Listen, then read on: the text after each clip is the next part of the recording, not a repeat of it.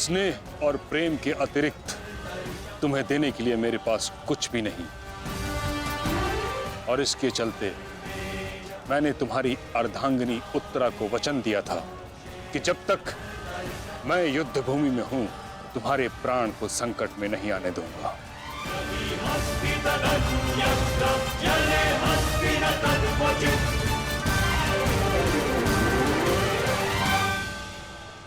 ये क्या कह रहे हैं पितामह? ये युद्ध है और ये हमारा शत्रु, इसकी रक्षा नहीं करनी है, आपको इसका वध करना है। मुझे भली भांति स्मरण है दुर्योधन कि मुझे क्या करना है और क्या नहीं। तुम्हारी ओर से युद्ध करना मेरा कर्तव्य है, परंतु किसका वध करना है और किसका नहीं, यह मेरा निजी अधिकार है। पितामह, यदि आप इसी प्रकार पांडवों के मोह और वचनों से बंधे रहेंगे तो हम ये युद्ध हार जाएंगे पितामह, और यदि ऐसा हुआ तो उसके दोषी केवल आप और आपके ये वचन होंगे। मेरे सामने से चले जाओ पुत्र। क्षमा कीजिए पितामह, जिस प्रकार मेरे प्रति आपका प्रेम भाव आपको मुझ पर आक्रमण करने से रोक रहा है, उसी प्रकार मेरे परिवार के प्रति ये मेरा कर्तव्य है कि मैं आपको आगे बढ़ने ना दूं। मैं तुमको क्षति नहीं पहुंचा सकता पुत्र, परंतु इसका अर्थ ये नहीं कि मैं आगे नहीं बढ़ सकता। सारथी,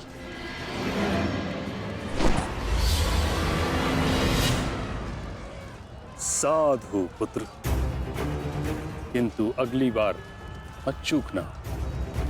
पितामह, या तो द्वंद्व कीजिए या समर्पण कीजिए।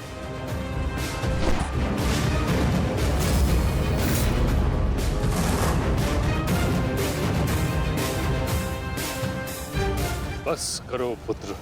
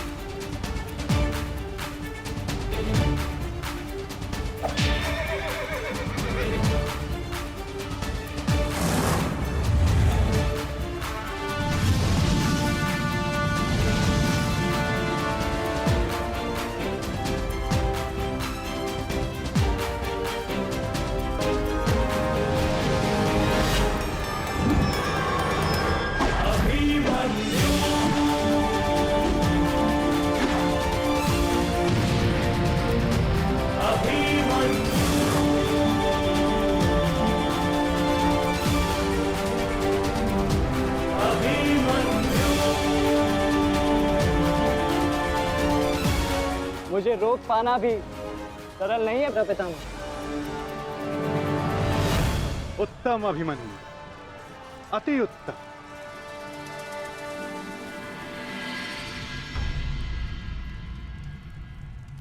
ताचरी, ये क्या कर रहे हैं? उन्हें अभिमन्यु पर प्रहार करना चाहिए था। नहीं महाराज, जिस प्रकार से महामहिम भीष्म हमारी कौरव सेना के साथ युद्ध में भाग लेने के लिए वचनबद्ध हैं, उसी प्रकार से उत्तरा को दिए वचन से भी बंधे हुए हैं महाराज। किंतु इस प्रकार, क्या इस प्रकार युद्ध के मध्य में ऐसा करना उचित है? यदि ऐसा ही चलता रहा तो पांडव ये युद्ध जीत जाएंगे।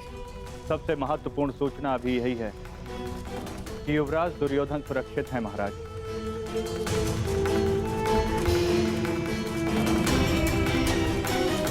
और राजकुमार अर्जुन उनकी ओर बढ़ रहे हैं महाराज।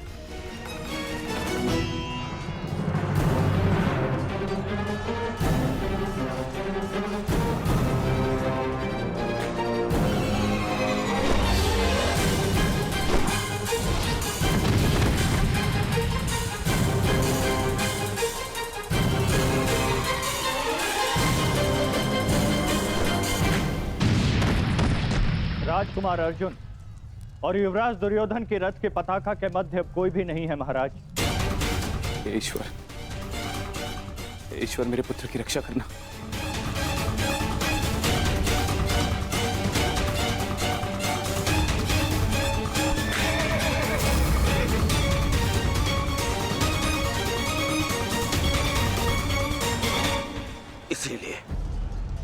इसलिए मैं पितामह के स्थान पर कर्ण को चुन रहा था मामा श्री।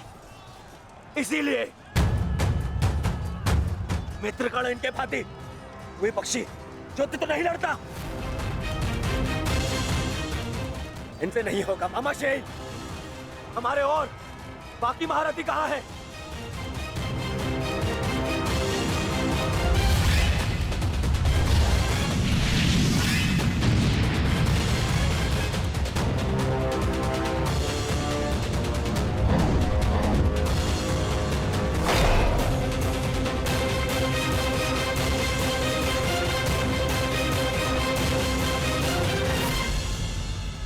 आज यहां मित्रकर्ण होता तो ऐसी परिस्थिति कभी उत्पन्न नहीं होती। अब कर्ण नहीं है तो कौन रोकेगा इसे? कौन?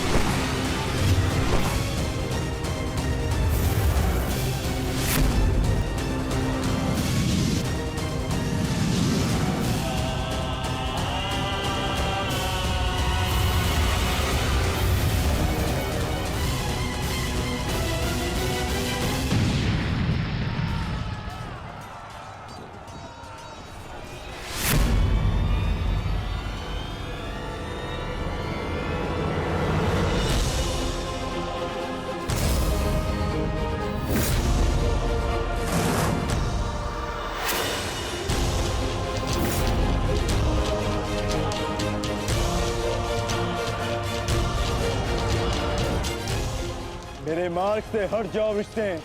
आप भूल रहे हैं महारथी, मैं उस वीर का अंश हूं जिसका रोम रोम आपको परास्त करने में सक्षम है।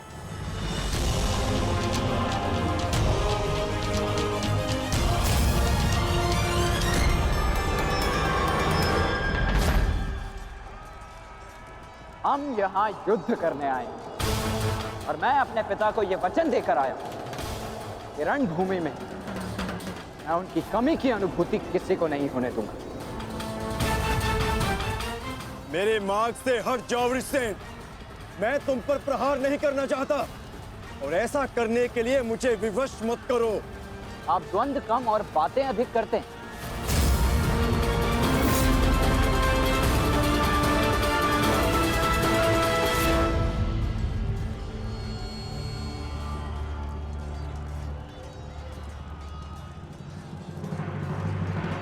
पार्थ, यदि तुम इस युद्ध को आज ही समाप्त करना चाहते हो तो एक बात का स्मरण रखना, सूर्यास्त्र होने में बस कुछ ही समय शेष रह गया है।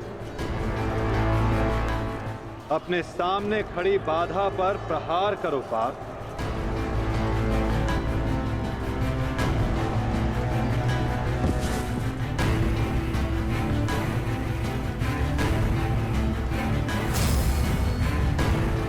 ये मेरी अंतिम चेतावनी है वृषसेन। हट जाओ मेरे मार्ग से। चेतावनी देने में समय व्यर्थ मत कीजिए, द्वंद्व कीजिए धनंजय।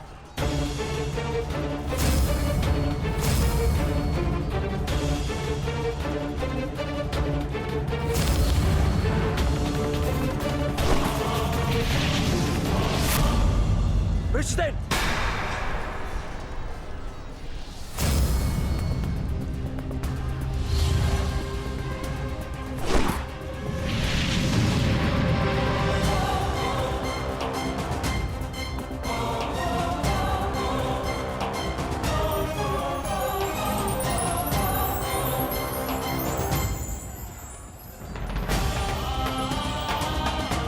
कल्याण हो पुत्र।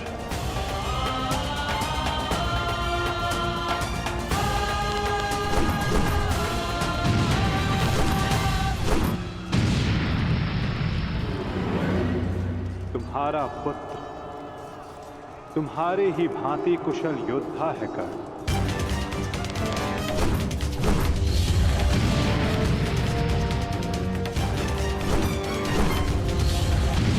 मित्रकर्ण, आज तुम्हारा पुत्र वो कर रहा है जिस पे तुम्हें गर्व होगा।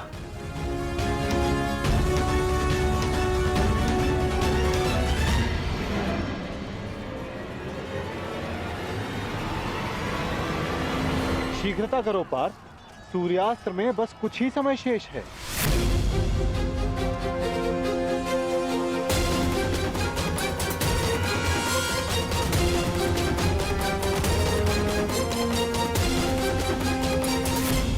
शीघ्रता करो पार्थ, सूर्यास्त्र में बस कुछ ही समय शेष है।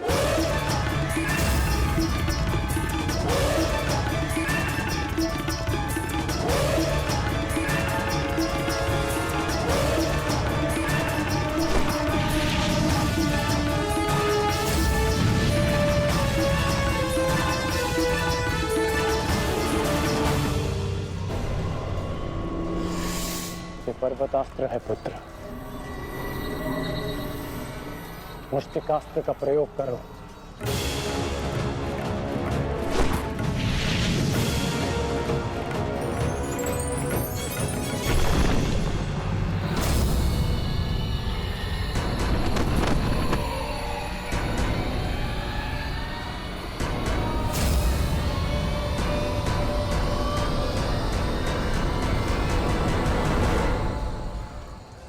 सूर्यास्त होने वाला, ध्वज को कैसे जीते? कुछ क्षण और मामा श्री। सूर्यास्त होते ही इन पांडवों का विजय का स्वप्न भी अस्त हो जाएगा। क्या होगा यदि तुम अपनी इस मूर्खता को एक छल में परिवर्तित कर दोगे तो क्या हो जाएगा? वज्रव्यूह की विशेषता क्या है दुर्योधन? प्रहार, केवल प्रहार, परंतु रक्षा में असक्षम। जरा देखो दुर्योधन, सभी योद्धा अपने राजाओं के साथ आक्रमण में व्यस्त हैं।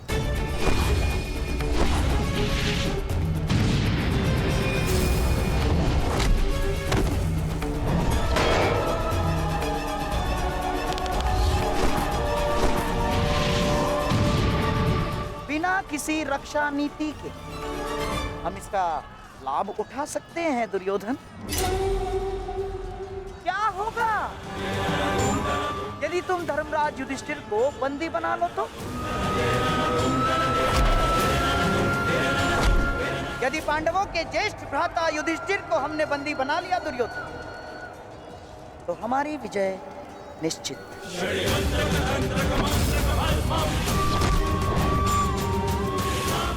साम दाम दंड भेदे अस्माकं विजयं निश्चितम्।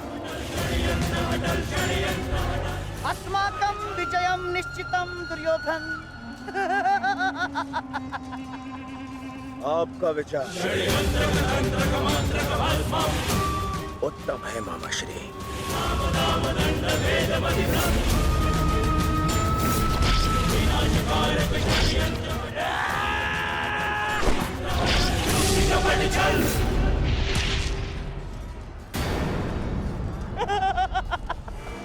असमान अस्त्रों के साथ द्वंद्व करना नियमों के विरुद्ध है धर्मराज। स्मरण है ना आपको? मामा श्री, सामने आकर द्वंद्व कीजिए, कायरों की भांति नहीं। युधिष्ठिर, उसके लिए मैं हूं ना, मैं उपस्थित हूं।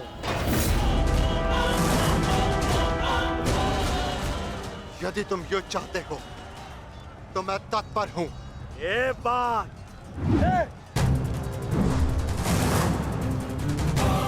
परंतु स्मरण रखना, तुम्हें परास्त करने का अर्थ यह है कि इस युद्ध पर मेरी विजय हुई। और इसकी विपरीत परिस्थिति का भी यही परिणाम होगा भ्राता दुर्योधन। अवश्य।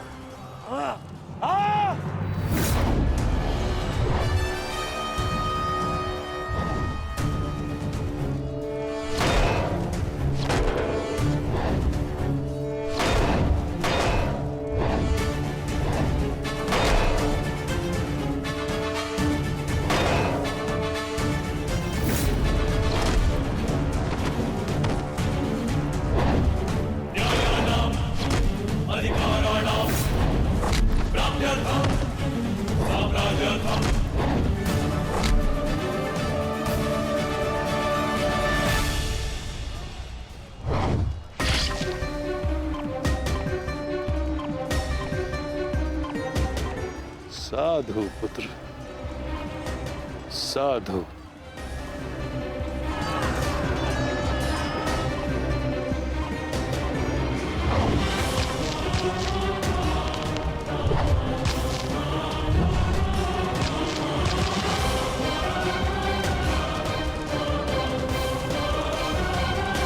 आशा है कि इस युद्ध के पश्चात तुम जैसा योग्य और वीर राजा हस्तिनापुर को मिलेगा।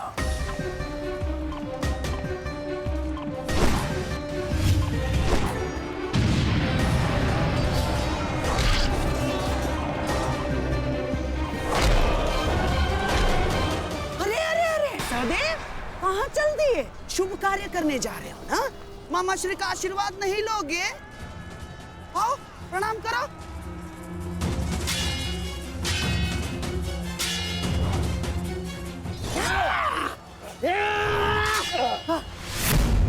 षड्यंत्र रचते समय आपकी तलवार जैसे जीभ तो बहुत चलती है, मगर आज आपकी तलवार कैसे फिसल रही है मामा श्री?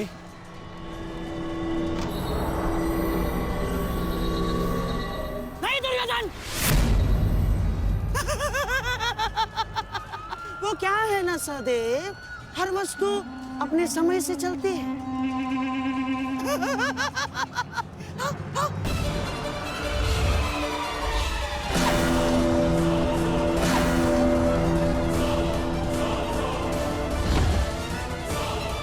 सावधान पुत्र, अब तो पहाड़ आएंगे।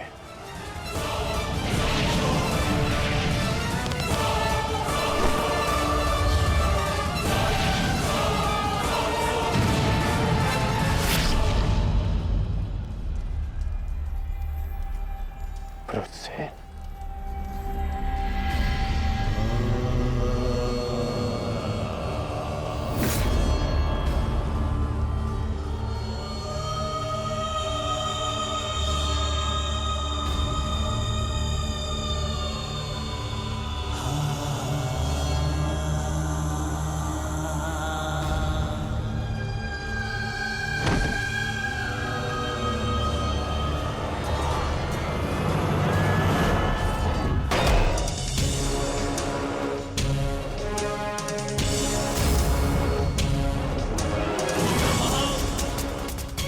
जाकर उस पताका को ले आओ।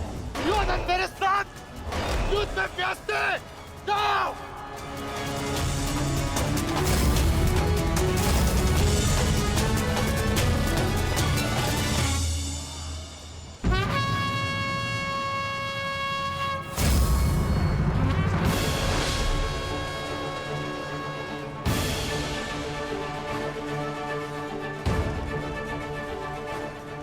केवल तेरी अंतिम चीखें सुनेंगे। अंतिम चीखें।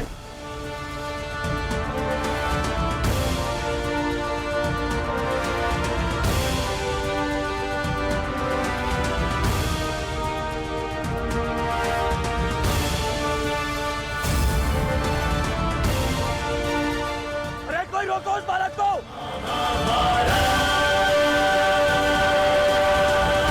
धारा हो या वेगवती नदी या महासागर, यदि उसे पार करना है तो उसमें उतरना ही होगा।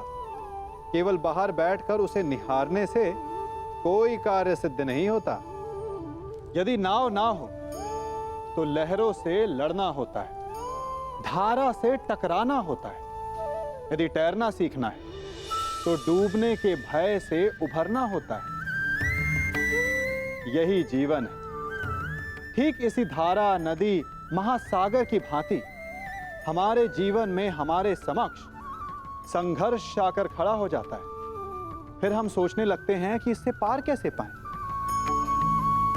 हम सोचते हैं कि ये स्वयं समाप्त हो जाए, परंतु संघर्ष या संकट स्वयं समाप्त नहीं होते।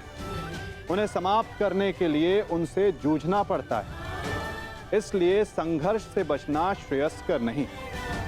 जीवन में आगे बढ़ने के लिए आपको संघर्ष का सामना करना होगा। आपके मौन रहने से संघर्ष हटे या ना हटे, परंतु आपका विकास अवश्य अवरुद्ध हो जाएगा। यहां द्वंद्व के पालन हेतु अपनों के साथ ही द्वंद्व करना पड़ रहा है। मुझे तुम पर गर्व है कि तुम परम निष्ठा और साहस से अपने कर्तव्य का पालन कर रहे हो, किंतु ये मेरा दुर्भाग्य है कि तुम मेरे साथ नहीं, मेरे विरुद्ध हो। और इसी कारण आपके प्रहार को रोकना मेरा कर्तव्य बन जाता है प्रपितामह। पुत्री उत्तरा, मैं तुम्हें वचन देता हूं कि जब तक रणभूमि में ये गंगा पुत्र खड़ा रहेगा, तब तक तुम्हारा सौभाग्य और तुम्हारा सुहाग दोनों पर कोई आंच नहीं आएगी।